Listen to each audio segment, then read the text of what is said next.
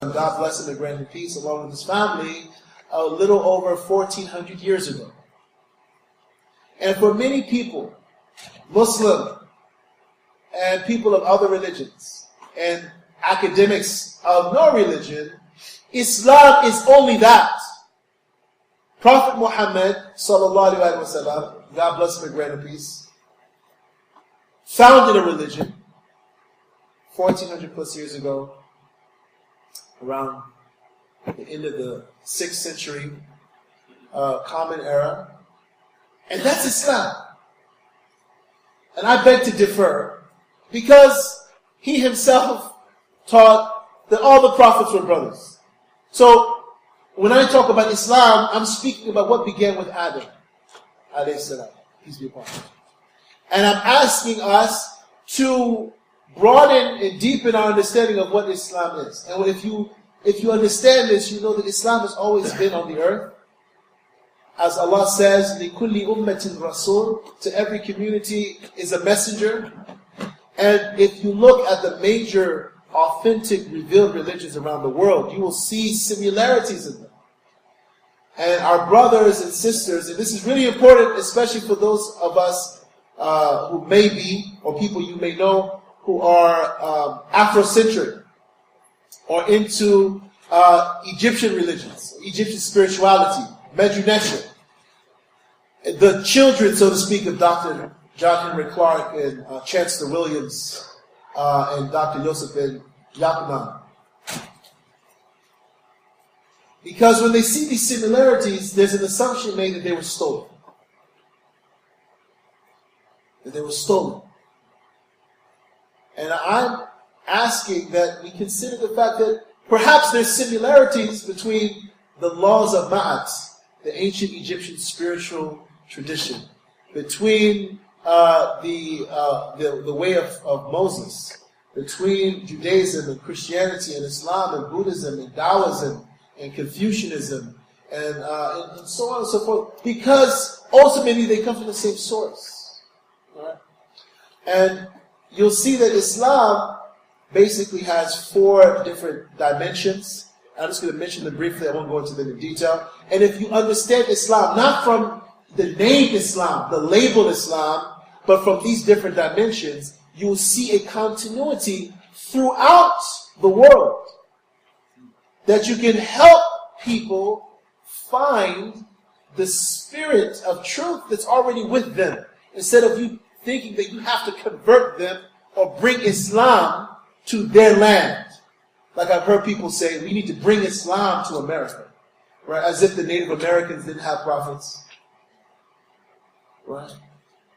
As if the Africans who came here before Columbus, before the Mayflower, these are all books, by the way. Right? Before the Mayflower, they came before Columbus, and we should all read these books. You shouldn't be in America if you haven't read these books. You know, that they didn't have prophets, that they didn't practice Islam. So these 4 dimensions are what is called Sharia, which is the sacred law, the divine law. The divine law of belief, of worship, and socio-economic transactions between human beings based on justice and mercy. Tempered with mercy. That's the first dimension. And you will find this throughout. Even with Buddhists, you'll find, just like in the Islamic Sharia, divine law, in Buddhist code, it's not permissible to drink alcohol. It's not permissible to fornicate. That's Sharia. Okay? Even though people have this idea that Buddhism is just this kind of, you can meditate and there's no rules. Right? And you can go, we're not here to do comparative religion. But I just want to give one example. The second dimension is what's called tariqah, or spirituality. Tariqah literally means path. Sharia means road. A road that leads to an oasis of water. Tariqah is a path. Tariqah means the spiritual dimension of the Sharia, of the law. So you have the law, but then you have practicing the law with sincerity and humility. You have spiritual practices of meditation, of invocation, of chanting, of recitation, supplication, that you'll find in every religion, meant to prepare the human soul and purify it and make it receptive for divine light. This is called tariqah. And you will find this in every religion, every true religion. The religions that are not true, they don't do invocations, they do incantations. They cast spells. So the goal of the chants in religion that's not authentic, that's not from God, is that those chants actually lower your soul and anchor it in the material world and in your passions and your appetites and your desires and your love for power and things like that. Whereas invocation raises your soul and makes it rise towards the divine presence. The third dimension of Islam is what's called haqiqah. Haqiqah. Haqiqah refers to the metaphysical reality of the universe. What Allah calls in the Quran malakut. At the end of Surah Yasin, وَسُبْحَانَ الَّذِي بِيَدِهِ مَلَكُوتُ كُلِّ شَيْءٍ وَإِلَيْهِ تُرْجَعُونَ. Transcendent is the one in whose hand is the spiritual universe, the dominion, the malakut of all things, and to him you are returning. It's the malakut. So knowledge and direct knowledge of there's a spiritual universe around us every instant of our lives, that the angels and the jinn and other beings and paradise and hell and so on and so forth. Allah Ta'ala mentions them in the Quran.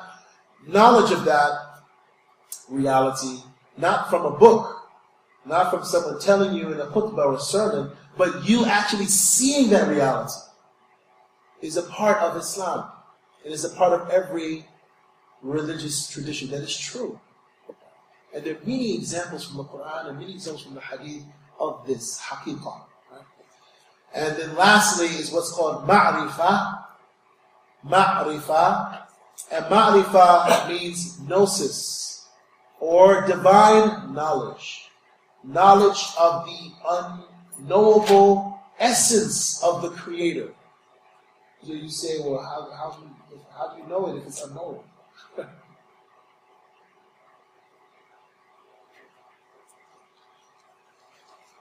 Because when you come to know it, it's not you that's knowing it. You are simply a vessel of the divine knowing itself. This is why Abu Bakr as-Siddiq radiallahu anhu is related that he said, عَرَفْتُ رَبِّي بِرَبِّي. I gain knowledge of my Rabb, of my Lord, of my divine nurture through my Lord. And the person who attains this level of knowledge, they're not called a knower of Allah, they're called Arif Billah, a knower through God. So these are the four dimensions of Islam, and maybe another time we can go into all of them in detail with proofs from the Quran and the Sunnah and our history. If you have questions, please write them down, inshallah ta'ala.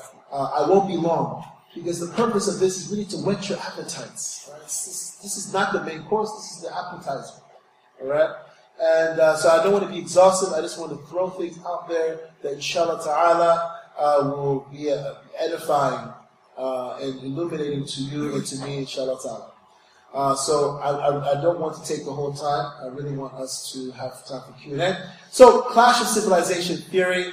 The first time Clash of Civilizations is mentioned, it was mentioned before this, in what's called the beautiful era of the colonial French period, which 16th, 17th century Christian Common Era. But Basil Matthews, in his book, Young Trek of Islam, anyone read that? Basil Matthews, Young Trek of Islam. He mentioned Young Trek of Islam, an ideology of class of civilizations. So it's actually in the title. I might be messing up the title. Correct me if anyone can correct me. Please do that. But he mentions this first idea of the clash of civilizations, of an inevitable incongruence between Christendom and Western civilization and non-Western, non-Christian civilizations of the world. Bernard Lewis, who's still living. Basil Matthews is no longer living. But Bernard Lewis, who's an Orientalist, who went to SOAS, School of African Studies in London. He's at Princeton now, a very prolific writer. He's a historian on the Middle East, specifically. Back in the good old days, he used to debate with Edward Said, whose book Orientalism, critiqued him, Bernard Lewis, and other Orientalists who were denigrating using the academy to undermine Islam and Muslims, and especially Arabs, right? In the name of,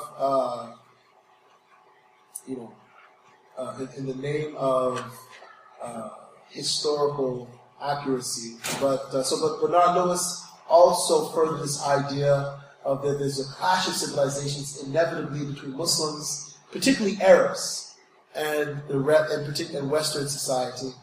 And then Samuel P. Huntington, his name is most closely associated with the idea of a clash of civilizations. And he actually wrote an essay. He's a political scientist. He wrote an essay about the clash of civilizations for Foreign Affairs. That later became a book. It turned into a book, and his idea was that civilizations. The civilizational identity is the broadest and most general identity a human being can have. And in a world where we're increasingly becoming a village, a small global village, as people's religious identity and their cultural identity and even their national identities begin to weaken and deteriorate, is this civilizational identity that people will cling to.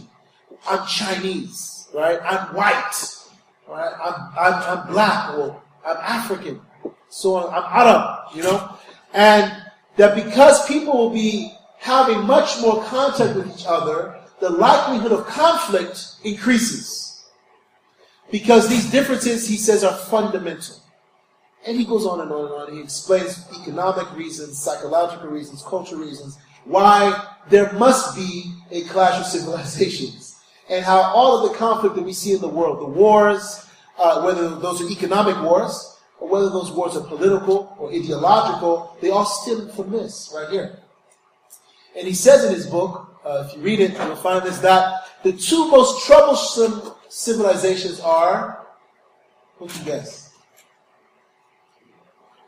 No, he's an American, so he's not going to say American. Islam. Islamic civilization and speak up. No. Everyone likes Latinos. Not him. Confucian civilization, right? That Confucian civilization and Islamic civilization pose the greatest threat to Western cultural interests and economic interests. So he's been criticized and deconstructed from many different, empirically and historically and ideologically by his peers. But there are people in very powerful places, in government, in academia, who believe what he says. And I was meeting when I was in DC recently, and I was meeting with a lady she's Christian, but she loves Muslims. She spent many years in Egypt. She actually had a dream about Prophet Muhammad, so a dua for her. Her name is Lynn. She works with the State Department. Okay, and she's in some of these closed door meetings, and maybe you wouldn't be surprised, but you'd be surprised how close-minded and how prejudiced and how, I don't like to use this word, but Islamophobic, right? Some of these elected officials and the people who work with them, appointed officials, are. She was sharing this with me. But there are very powerful people in the material world who adhere to Huntington's thesis that Islam must be contained. Muslims must be contained at at the very least. At the very best, they must be neutralized from within and without. Right? So if you read the RAND report, anyone see the RAND report back in the early 2000s on modern Islam? So all of this stems from this idea. That RAND report is very important to read. All right, so now we're going to shift gears and we're going to talk about the caricature of Africa. And you know, I hope I don't offend anyone, even though I tend to do that quite a bit. But it's not intention. I do it with love. I offend with love. And I'll give you to drink from the basin of the Prophet.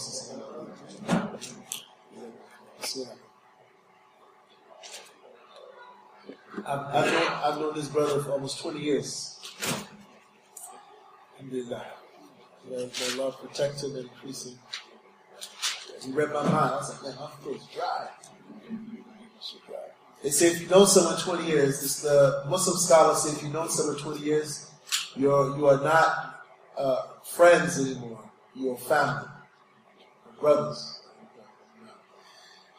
So when I was studying in Syria, I studied in Syria for just a year, and I was there, and I wanted to go study in Africa. You know, I said I want to study in Africa. And when I told I shared that with my friends and even some of my teachers, the response was, Africa? The scholars are here. The scholars are here. You're going to Africa? And people, for some reason, they didn't acknowledge that Africa had anything of value to offer me, spiritually or intellectually. So I wanted to go to Sudan. I wanted to go to Sudan. People were against me going to Sudan. Even though the school that I was going to, their highest college was a branch of Jami' Umdurman, Islam. Right? It was a branch of a Sudanese university.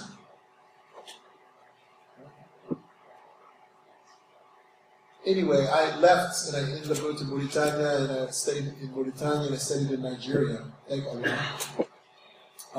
And Syria has great scholars, and as there are great scholars all over the Muslim world, right?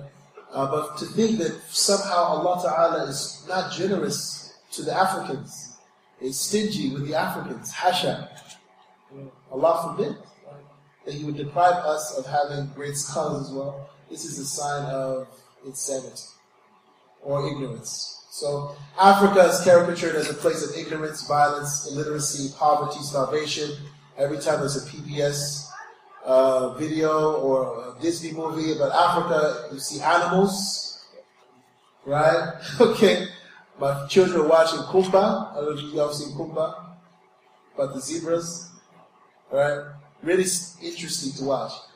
All the zebras that were the good guys, they all spoke like Americans, right? But the lion, right, who was after the zebra, sounded like an African.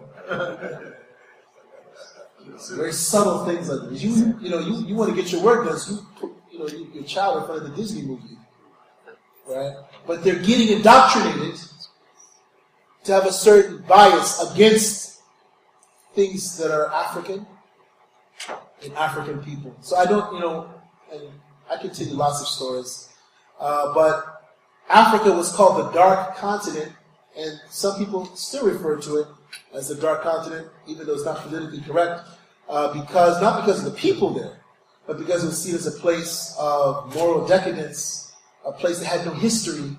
The Belgians said, we have to colonize the Africans. There are people without a history and without a memory. Place completely devoid of any redeemable values. And if not you, but people who are social or biological evolutionary Darwinists, for them Africa is ground zero for evolution. And you have many Africans who rush to join them. Scripture, Revelation, teaches us that human beings did not evolve from apes. If you study linguistics, I mean, there's lots of, evidence that we did not evolve from apes. The oldest human languages, the oldest records of human language show that the further you go back in human history, the more complex language is. Look at English. Pick up Beowulf or the Canterbury Tales. Arabic, any language you take, the further you go back, the more sophisticated, the more complicated, the more dense that language is. So if we evolved from apes, or Neanderthals, or Cro-Magnon, how could they be? Anyway. So, but if you think that we evolved, and that Africa is the cradle of human civilization, because we evolved out of apes, right? Again, apes are always associated with Africa, right? Because we evolved from apes, the first human beings came from apes. So you're essentially saying that Africans were ignorant. So it's like, anyway. So let's branch to epistemology. This is a picture of me when I was a lot younger. And I'm sitting next to one of my shuyukh, one of my teachers. Sheikh, he's an Islamic. Allah have mercy on him. He passed the next year. Right? Waziri Junaid, radiallahu anhu. He was a prolific writer in Arabic. He was a poet. He wrote in Fulani as well. He was a Fulani. The Fulani are a well-known African nation known for their service to Islam. They're known as herders, shepherds, cattle herders, merchants, warriors, and scholars and callers to Islam all over the African continent. Alhamdulillah. So, Wazir Junaid was a judge. He was an Islamic judge, a qadi, and he was a prime minister as well, and he was a spiritual guide, spiritual master in the Qadiriyya path. Sitting next to him, to his left, is his grandson, Dr. Abdul Qadir al-Junaidu, who's a veterinary doctor, a professor of veterinary medicine at the University of Usman bin Fodio in Sokoto, Nigeria. I had the blessing to study in Sokoto, Nigeria, where Sheikh Uthman ibn Fodio, the great mujaddid, the great renewer of Islam, the great mujahid, who was a warrior, he established an Islamic khilafah in 1804 and changed the whole continent. It changed history. Even Ayatollah Khomeini, Imam Khomeini, said the purity of the Iranian revolution must be judged by the movement of Uthman ibn Fodio. And our dear brother Mansour Ansari, who many of us know, he actually wrote a paper on this, Imam Khomeini and Uthman ibn Fodio. Right? So Uthman ibn Fodio changed, not just he changed the history of the world. And this man sitting next to me, this blessed man sitting next to me, and his grandson are both descendants of Uthman ibn Fodio. Through his daughter, Nana Asma'u. Nana Asma'u used to live in the room that we're sitting in. In this picture, she used to teach there. And she was a scholar. She knew 5 different languages, a prolific writer. There's a book that we should all get, if you don't have it, called One Woman's Jihad, about her life. That has translations of her poetry. She's one of the few Muslim women who were scholars that we have, her books intact and her legacy intact. And next month, during Women's History Month, we'll be learning about her in detail, inshallah ta'ala. Wazir Junaid, I put him here not just so you can see him, even though looking at him is a blessing. I wanted to introduce him first and then share this quote from him with you. He said, "Knowledge is certainly universal and timeless, but it has a social, cultural stamp. It also has a purpose and a commitment to a particular worldview. It therefore cannot be neutral. Does our contemporary educational system in any way reflect our historical or cultural backgrounds as Africans?"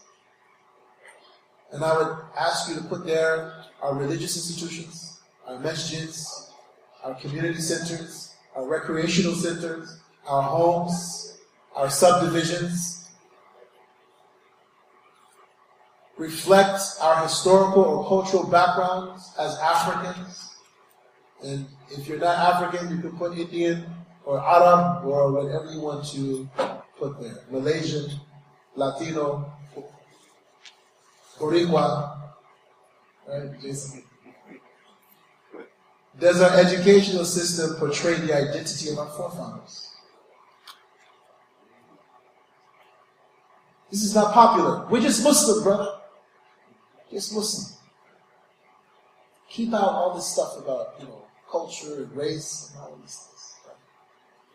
But you can't do that. Allah Ta'ala says, إِنَّا خَلَقْنَاكُمْ مِنْ ذَكَرٍ وَأُنْثَى وَجَعَلْنَاكُمْ قَبَائِلَ وَشُعُوبًا وَقَبَائِلَ لِتَعَارَفُوا.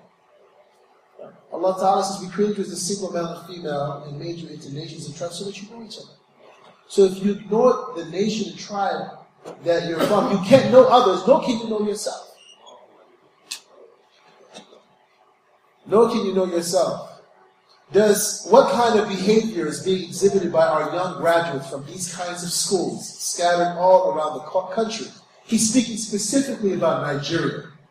And he gave this speech in 1976 or 77. He was being awarded an honorary PhD by one of the, he did not go to any Western school style system of schooling. He was a traditional scholar who was a historian, he was a linguist, he was a jurist, and he was a spiritual master. And they were awarding him an honorary doctorate. And he gave this long, amazing acceptance speech where he was basically spanking them for being a cultural transplant. Saying, you are a university in Nigeria, but none of your faculties, none of your disciplines reflect our legacy or our interests. You are nothing but a colonial appendage. So he accepted the award, but